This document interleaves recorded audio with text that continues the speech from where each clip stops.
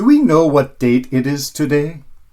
We may be surprised to hear that the reason it is September 20th is because of the Pope.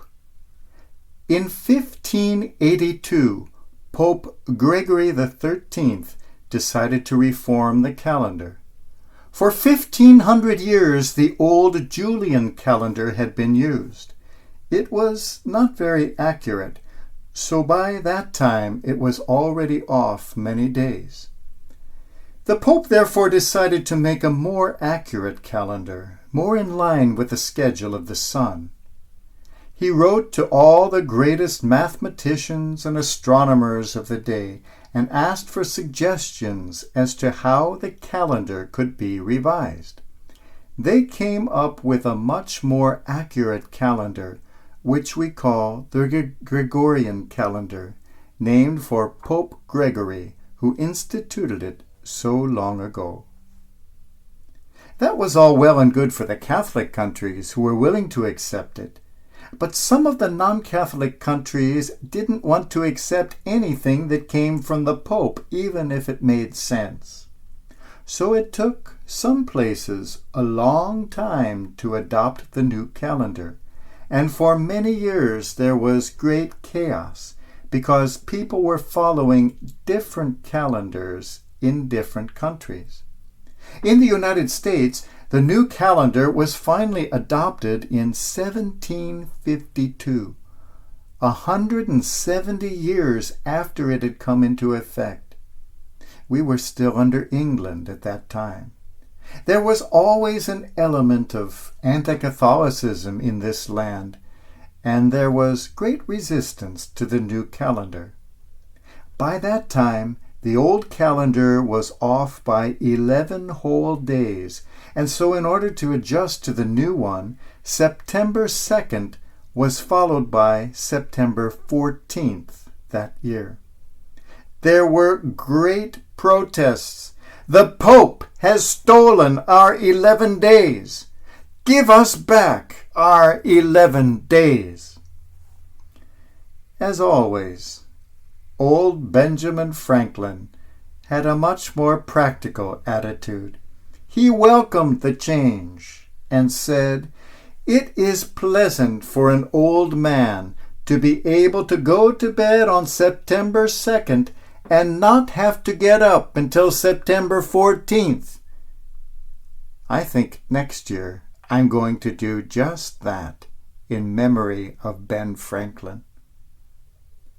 The last European country to adopt the new calendar was Greece in 1923.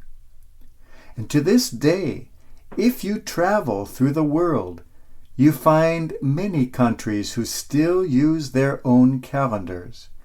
These countries would include Saudi Arabia, Ethiopia, Nepal, Iran, Afghanistan.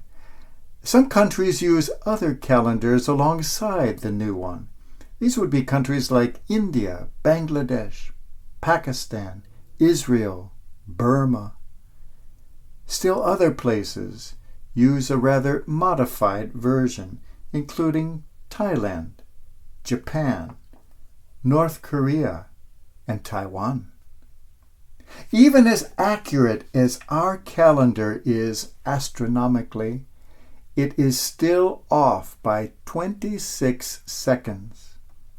As a result, in the years since Gregory introduced his calendar in 1582, a discrepancy of several hours has already arisen, so that by the year 4909, the Gregorian calendar will be one full day off, one full day ahead of the solar year.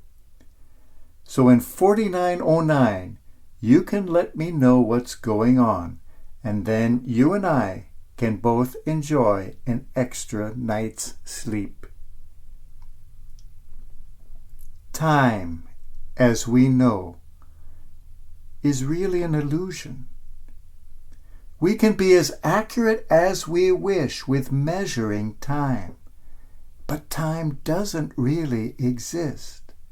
The only thing that exists is the present moment. We hear the parable of Jesus talking about people who were very much attached to time and hours and the number of hours they had been working. In this clever story, the landowner at the end of the day gives them all the same wage, a generous wage, because he was good to his workers. But they didn't like that. Some of them were jealous because some had had more hours under their belt than others did. Why shouldn't they get more? They were enslaved to time. We are, most of us, slaves of time, an unseen master who lives really only in our imagination. We are not laborers clocking in with God to be paid by the hour or by the deed. As Jesus points out to us, we are no longer servants, but friends. Let us then not enter into an accounting with God, but into an encounter. Not into an employment, but into a relationship. It is then that we recognize the absurdity of calculating the number of hours, the years of service, the long list of yesterdays. It is then that we stop regarding life as a divine bank account in which every day gains or loses interest for tomorrow. It is then, when we have entered into this divine relationship, that we see that time has no reality, that the yesterdays and the tomorrows have no meaning, for we have embraced the eternal now. As Mother Teresa said, "Yesterday is gone. Tomorrow has not come. We have only today. So let us begin."